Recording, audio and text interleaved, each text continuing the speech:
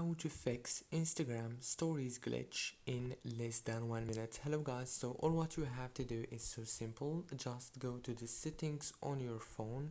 Those are the settings. Click on settings and then go to the apps manager on your phone and then go to apps.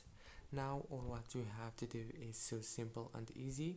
Just wait a few seconds until you will find this page right here. You will find all the apps that you have on your phone.